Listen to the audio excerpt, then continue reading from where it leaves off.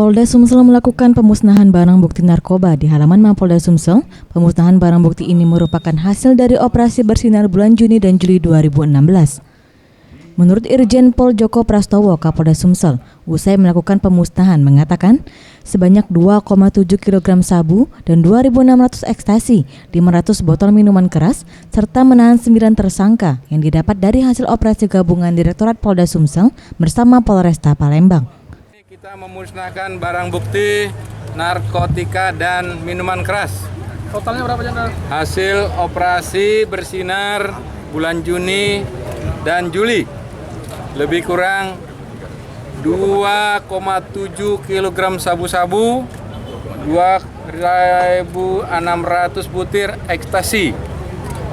Kemudian atau berapa dus itu tadi minuman keras ya? 500.